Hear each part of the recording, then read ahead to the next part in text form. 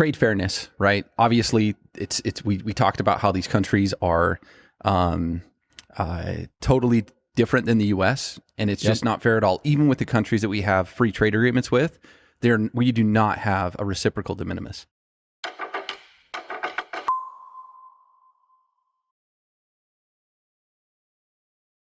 Welcome to the Decoding E-commerce Cross-Border Podcast. We are now on to our final fourth episode of a 4-part series. Wait, what was the name of the podcast?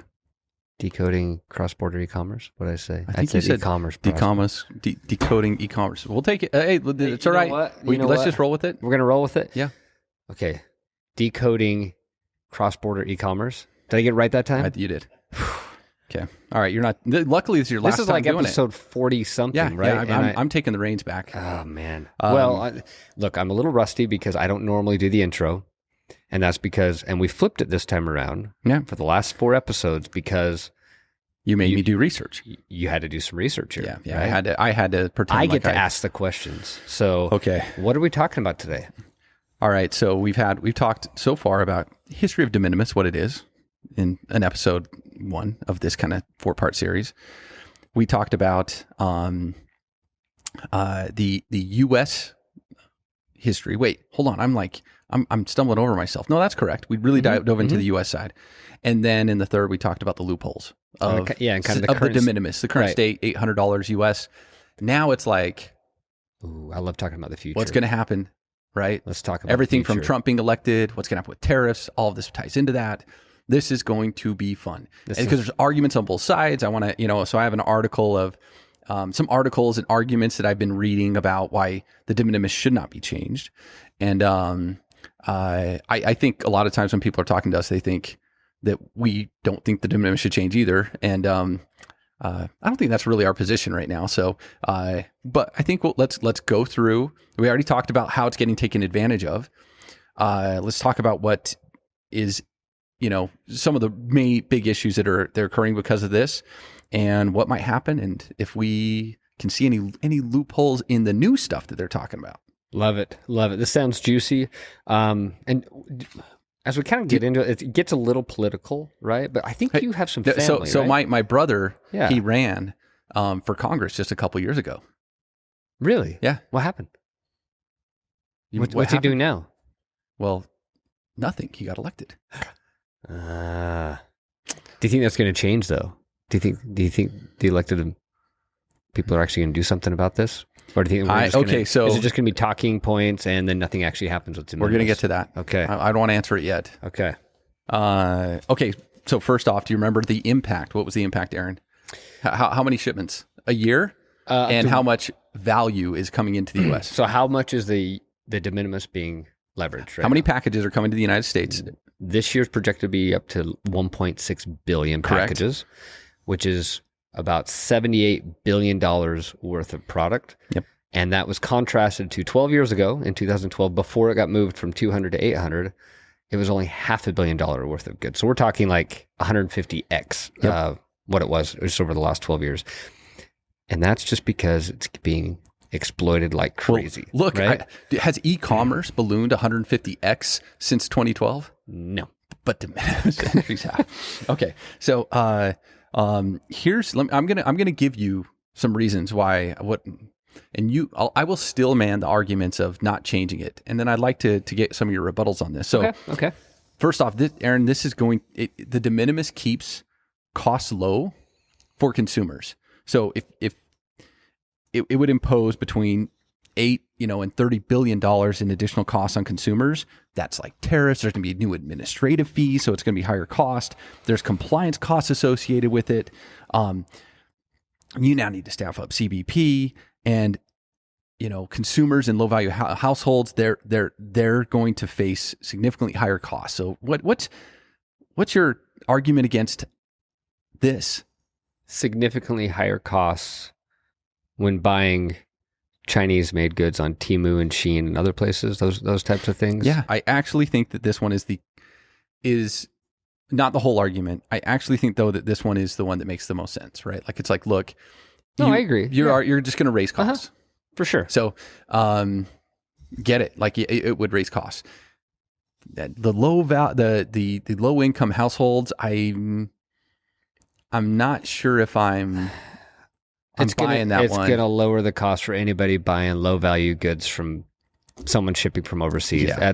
That's all households. As we talked about, it's an average of the amount of shipments coming in is average about 13 per household a year, right? Yeah. That's a lot of shipments. It's a lot of shipments. And that does impact a lot of households where tariffs are going to be involved. So that's for sure. So, but Aaron, it benefits small businesses, the de minimis, okay? Okay. Explain this. Okay, explain this one too. All right. So they rely on it to avoid excess tariff and regulatory costs, and this helps them compete with larger companies.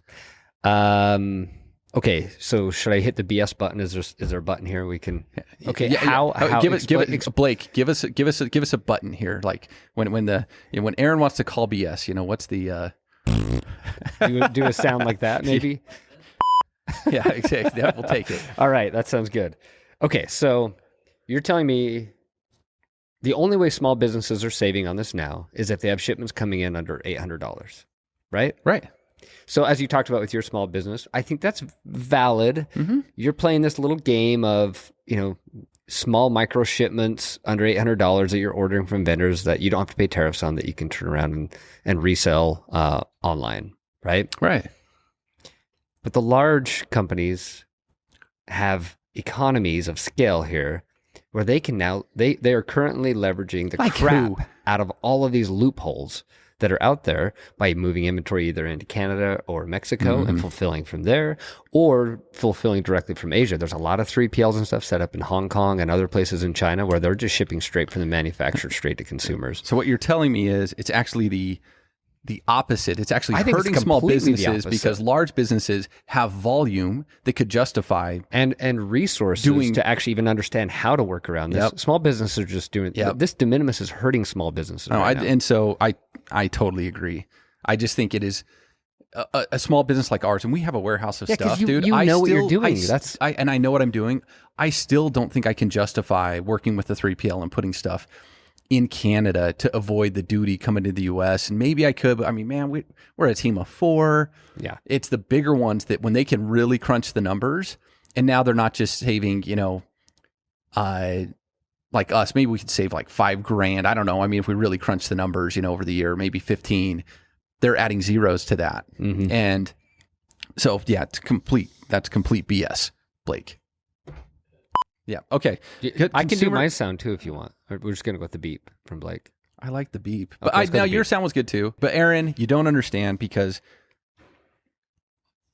there are there's consumer incentives for lower prices in the de minimis. It encourages producers and sellers to keep prices below the $800 threshold. This is an argument I read. To keep it below the $800 threshold to avoid tariffs and fees, directly benefiting consumers through lower prices. How can you argue with this? That argument had to have been written by some bureaucrat that's never actually done a business, right? It's got to be. Like, does he not understand how business works? Like, you price it based on who's going to buy. You don't. Isn't the average shipment? The average value of a shipment actually like $128 or something, right? Yeah. So people are selling the goods for the price that people will buy them for, and maybe that makes sense for the few maybe some products that are they would really love to sell for $850. Now they're selling them for $799. Maybe. Okay. I'm calling BS on that one. I think this is going to have zero impact on that as an argument that people are lowering a benefit of de minimis today is that merchants are selling their goods for lower to stay underneath. So you're calling BS. I'm calling BS. Do you agree with that? Yeah, I think you won the argument on that one. All right. Where's our cheers and our beeps? I didn't get our cheer. Blake, you're falling asleep at the wheel. There we go. Okay. There we go. All right. You hear the word BS, Blake. You got to be ready. And then, all right. Okay. Reduce burden on U.S. Customs and Border CBP. Right? So removing the de minimis threshold would lead to a surge, Aaron, over 1 billion packages in screenings, further straining customs. Now, Aaron, I'm going to try to really be. So I was able to tour a a customs, I won't say which country, I was able to kind of see the clearance of the packages that were handled by a post. And there's a guy, his name was Larry, and he was just manually looking at every box, looking at it, and he would go to his computer and look up the code in the most, inefficient way possible. And then Larry would just say if they wanted lower duty, they could just use a different code. This is the stuff that was over 800. How many Larrys can you hire here? So explain to me how this isn't a benefit to the de minimis. This is a valid argument. It's a viable argument. Let's put it that way.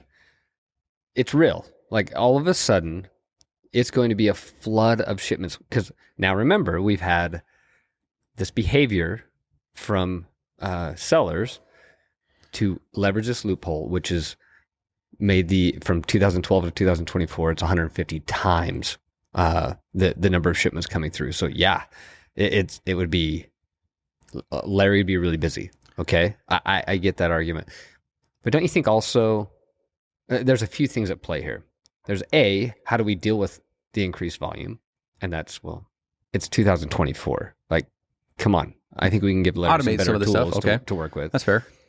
So it actually might be the catalyst for your brother to actually, as an elected official, I'll tell him to get to work. Yeah, get to work and actually put some good solutions in place. But don't you think also the number of shipments that are under $800 and leveraging a de minimis, wouldn't that number drastically decrease? Because everyone's going to now change their behavior. Because now these companies that are fulfilling out of Mexico and Canada and doing all these creative things, the benefit's not there anymore. So they might actually completely change the way. Actually, I think that's fair. I think the number decreases because they're going to bring it in through normal shipping, doing fulfillment inside the United States with U.S. workers. Now, I think you miss an important point too, though. What's that? There's new revenue coming in, which can fund absolutely more people in CBP.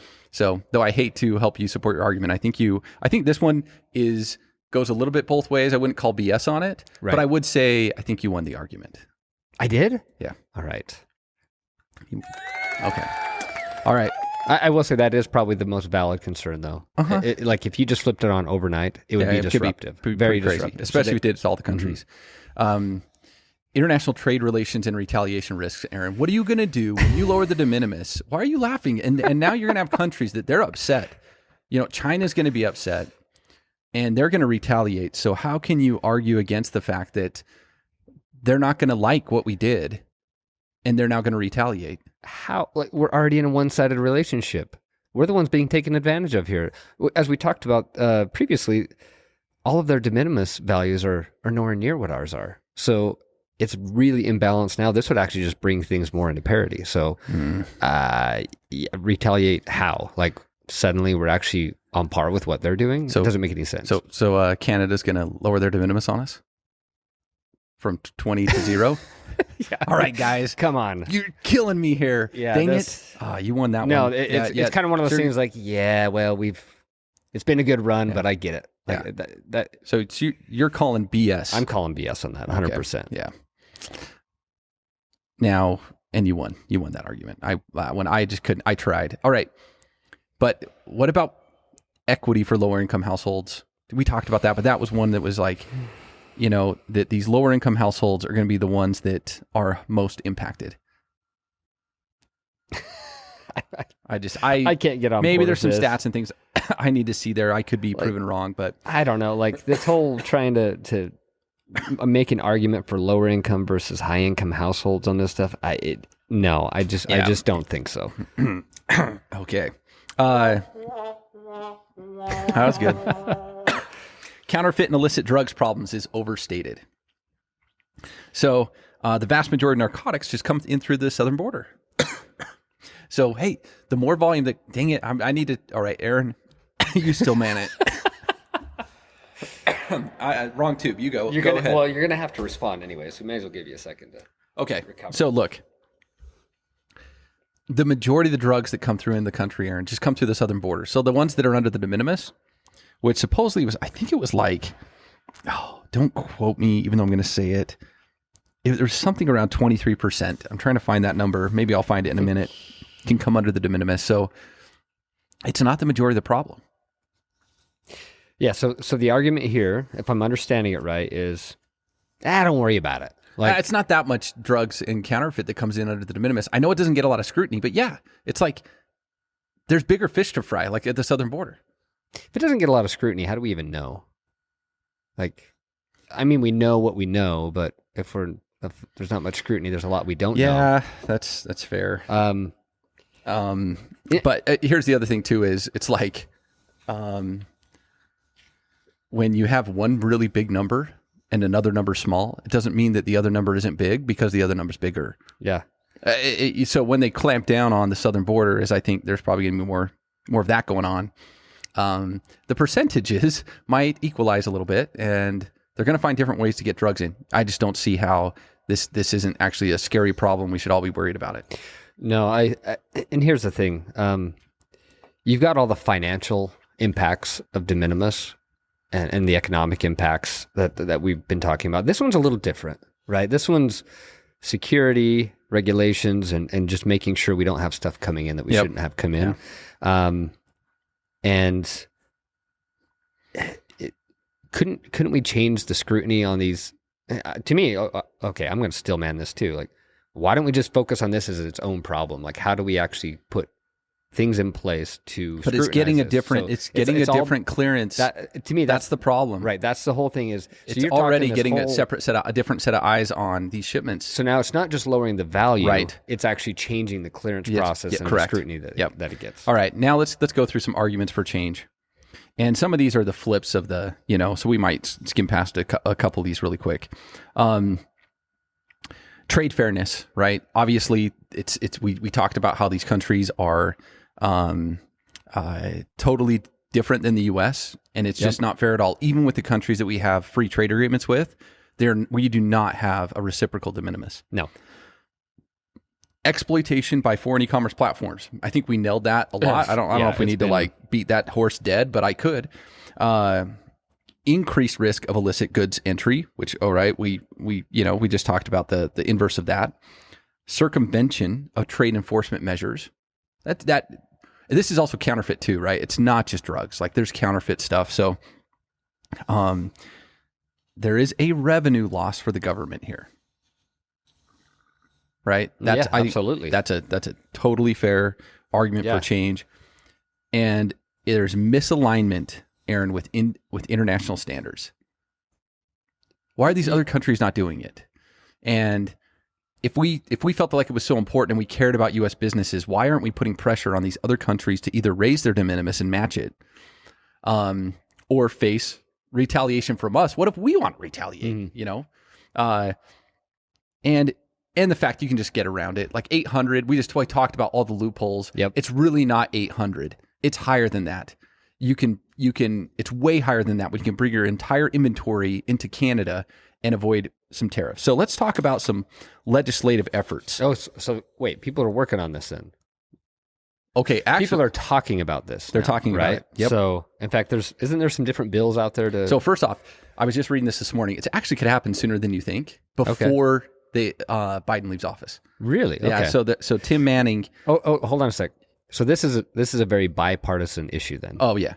Even though I think Republicans are probably a little more worried about the businesses in the U.S. And so there was actually, and I don't know the details of which bill they kind of pushed against, but generally there's bipartisan support for different reasons. Yeah. Well, this is just I want to touch on real quick.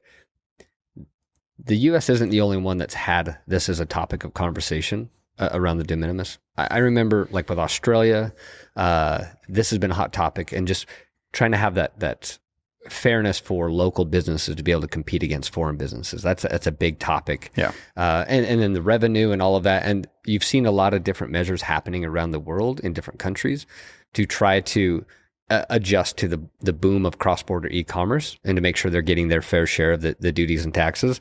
So the U.S. is right, and the U.S. went the opposite directions of everyone else in 2016, and I think we're reaping the rewards of that. And now it sounds like the legislators are saying, you know what, maybe we went too far. Yeah, right. Yeah, absolutely. So, all right, here's the quote, which is Tim Manning. He said, "I can't see a world." Now, he was the former White House COVID-19 supply coordinator. I don't know what he knows, but I cannot see a world where No, I can't see a world where it happens before the election, but I would expect it's very likely to see an NPRM sometimes through late November, maybe early December. So they're in the next like few weeks. But I don't know if I buy it, but you know, isn't there like this five guy, bills that are floating out there? And, yeah. Okay. So let's talk about the 5 bills. And but they got to decide on like one or create one off of those 5 still, right? So it seems like that's going to take a little bit of time. Yeah. Right. Import Security and Fairness Act. Let's start with that one. Okay. How does that one work? It removes the de minimis for non-market economies and certain watch list countries, and adds data requirements because now the HTS code would be absolutely required, and strengthens penalties for non-compliance. Okay, which Europe's already done that. Yeah. Okay. So it's non-market economies. Now, ensure the accountability in de minimis Act of 2024, and it limits de minimis to specific mail and customs brokers. So like, it only impacts certain mail. It restricts, Aaron, it restricts package sizes. Okay. And emphasizes data collection and calls for CBP to report on shipment seizures. Okay, so you got to unpack that. All right, so it sounds like the package is too big. Okay. Okay, the package is too big. Oh, hold on. I need to find my notes on this one. I think I'm missing it. I hope I didn't print 2 of the same. I see that the de minimis reciprocity, whatever. Yeah, it's the next. No, go to the next page. I'm missing the next page. Hold on. Okay. Well, while you're looking for that, I will repeat what this does. Okay. If the package is too big, it's only going to impact mail. So it sounds like USPS. And specific mail and specific customs brokers. I'm like, what? Like, how do you like? Are the express carriers lobbying not to be a customs broker? That's like, and then it emphasizes data collection so that CBP like can better see certain shipments. Did you find it? No, I didn't have it. Okay. That's all right. All good. I'm sure it's in there, but you know, that's not my fault. No, hey, look, I looked through the whole stack. All right. Okay. And China abuse and China's de minimis abuse act. Hold on. That's a pretty I need to go back to the other one. You still need to go back. I'm trying to differentiate in something. So they're specifying different behavior between the postal stream and the non-postal stream. That's what it sounds like. I don't have the whole thing in front of me. Which actually makes some sense because we've seen this with USMCA. So would the non-postal stream get better treatment than? No, it sounds like it limits de minimis to. Well, actually, that's, you know what? Maybe it is. Maybe I read it wrong. So yeah. So let's unpack this a little. I want to go back to the USMCA. I'm going to see if I can look it up. You keep going. The de minimis there is 20 Canadian dollars. That's their standard. But they carved out for USMCA, that's shipments coming from the US and Mexico that are using a courier service. So that's UPS, FedEx, DHL, etc. It gets the higher de minimis, gets favorable treatment. But if it's coming through the postal stream, so like USPS, for example, it's still the standard 20 Canadian dollars. Why would they do that? So they're giving favorable treatment to the big private companies and not to the postal stream. Sounds like lobbying is probably pretty heavily involved there, right? Lobbying going on. So I'm assuming the exact same lobbyists are involved in that bill. Yeah. It's got to be. Yeah, I think you're right. The Act stipulates only certain parties can import goods under the de minimis exemption. Eligible importers include the consignee, owner, purchaser of the article, or a designated person holding a valid customs broker license. That still doesn't help me. Okay. That one seems terrible to manage. Yeah, it just sounds like a mess. All right. In China's de minimis abuse act, I can... Okay. All the loopholes we talked about. Yep. Let's just target China. Treats de minimis as a privilege, removing it for goods that have anti-dumping duties or specific tariffs, and requires an HTS code and imposes heavy penalties. So similar to the other one, you have to have an HTS code, and it would be an estimated $10 billion in new tariff revenue over 5 years. But man, that seems low on that number, on the revenue. But maybe it. You know what? It doesn't sound like this one would change China totally. Wouldn't remove it just for China, but it would just for certain anti-dumping duties, which Trump put a lot of those on that Biden never took off. So, okay, Fighting for America. I love the names of these. All things. Right, these are good. Of 2024. Aims to curb illicit goods by barring de minimis for import-sensitive items, textiles, electronics, Goods with tariffs or those with high import risks. And introduce a $2 administrative fee for added screening costs. Okay. That's it? That's all the information we got? That's it. Okay. Well, yeah. I mean, we only have so much time in this podcast. So now let's talk about the one that I think is the most interesting, which is, you'd mentioned it briefly, because that one you do have a little bit of notes on, the De Minimis Reciprocity Act of 2023. And it adjusts the threshold to match countries up to $800. Okay. So excludes China and Russia. Mm-hmm. So meaning I think they just get, they don't get any, we're not going to match their de minimis, but I'm kind of like, what? Like, how is that? And restricts countries that fail to combat counterfeits, narcotics, trafficking, and directs new tariff revenue to support U.S. manufacturing. I don't have a lot of opinions on where that directs the revenue, but I do like the targeting countries that are doing activities like they shouldn't get the benefit of our de minimis. So, and I love the reciprocity thing. Like, hey, man, yeah, that's a utopian idea that sounds wonderful, but in practice, it's they might have to use a calculator, to figure this out. Okay, so there's okay. two Now, parts. Now you all right? Let me finish this, and then you tell me ways they could take advantage of this. Okay, so. Because this is where we'll get into. Let me finish this one. Okay. I know you have opinions on how it can be fixed, and we'll talk about that. So, there's obviously going to be reciprocal thresholds, country restrictions like forced labor violations, right? If there's a country or a manufacturer that's coming from, counterfeit goods. It's going to target all of that. There's going to be certain carrier requirements, and apparently only allows contract carriers to handle de minimis imports. Okay. U.S.-based private shipping companies. So now we got lobbyists on the other side saying, look, we're a private company, so we can handle the de minimis imports, but United States Postal Service wouldn't get any... it's like Oprah wouldn't be able to handle handing out free cars to her audience. Like, you get a de minimis, you get a de minimis, and you get a de minimis, but nobody outside the U.S., if you're not... a U.S. company. And then you're going to have to gather information on obviously the classification, HS code, country of origin, manufacturing location, the value, and the shipper importer information. Okay. So it also creates a reshoring and nearshoring account funded by revenue from these new requirements to help move manufacturing from China to the U.S. So Aaron, how would this get taken advantage of? Why can't I just shut down China, remove their de minimis, and move on? So, or even have a reciprocal thing. Like, why not just have it reciprocal? So let's speculate. Okay. Based on what's actually happening today. People leverage a loophole. How?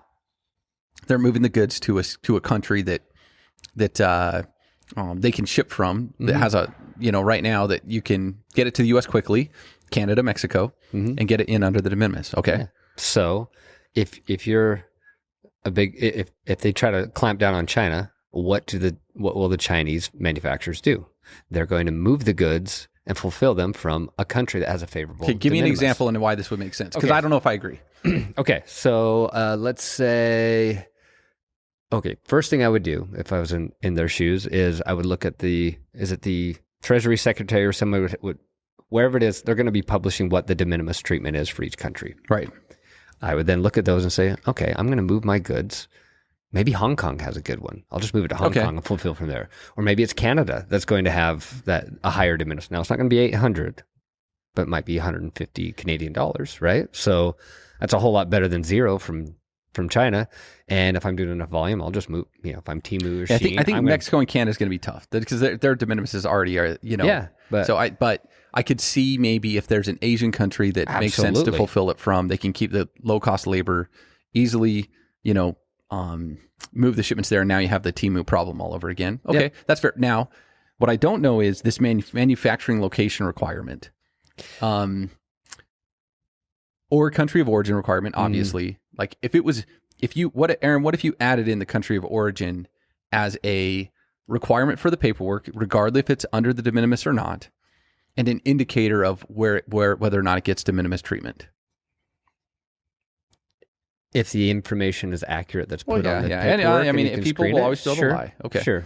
Now here's but that gets complicated for shipments that are from actually Chinese made goods shipping from a Canadian business or something, and all of a sudden sweeps all of them up too. Let me talk about something I think is just totally missed in all this argument.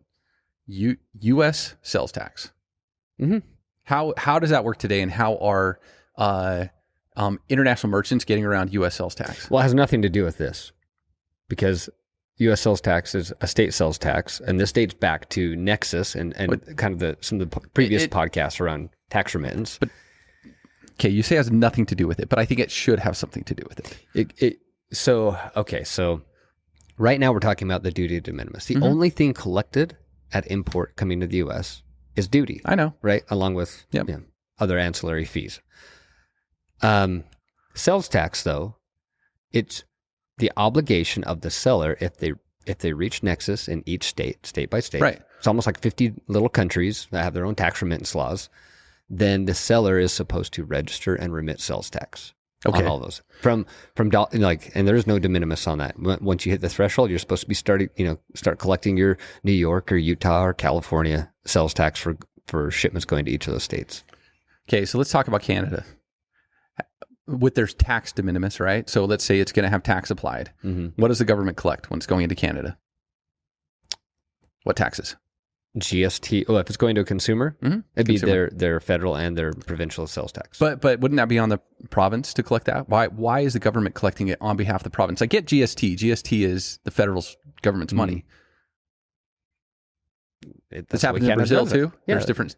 Yeah. So my argument would be, we should be doing the same thing on behalf of the states. I don't disagree with that one bit. And collect sales tax on everything coming into the U.S. and remit that to the states. I 100% agree. Because if you go back to that Wayfair Act, yeah, everything was thinking about companies selling inside the U.S. from state to state, but it also was written to apply to anybody in the world selling into each of those states. I would match the de minimis duty with the tax duty, tax de minimis. So I would have the same de minimis for duty and tax. Mm-hmm. So if it's under the threshold, whatever, it's like, we're not going to get the tax, we get it, and we're not going to get the duty. But if it goes above, and I'm already going to have to go through the effort of collecting duty and calculating it is way harder than calculating sales tax. Collect the sales tax. You think so? State sales tax. Come on, what we do is harder than Avalara. We do a good job of. Well, I'm talking about the U.S. We do a good job of making our sales tax really complicated. You think it's more complicated than cross-border?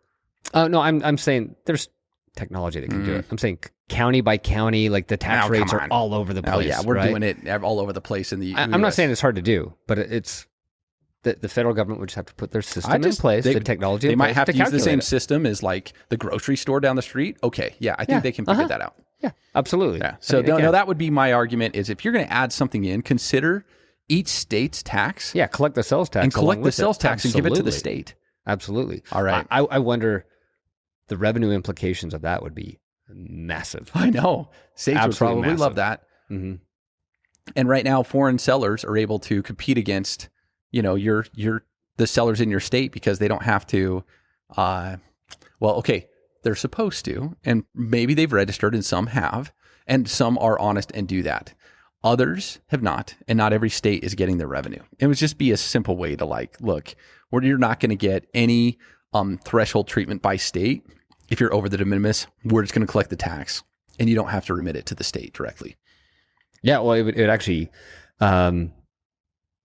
it'd make things easier for companies to manage. It'll be way easier all for shipments the companies going in. Yeah. Mm-hmm. Yep. Well, man, this was a fun one, Aaron. I'm excited to hear from our congressmen and our legislatures in the Senate, because all of them are going to be listening to this podcast, and we got to talk to your brother about this too, right? Yeah. That's what I meant. Do we need to make a disclaimer? I just call him my legislator. You really don't my congressman. I don't. You really don't have a brother in politics, right? Like that was just for the joke. He plays a politician on TV. Okay. No, he doesn't do that either. It was a joke. Okay. All right. Well, can't wait for some more jokes next time. Thanks, Aaron. Thanks.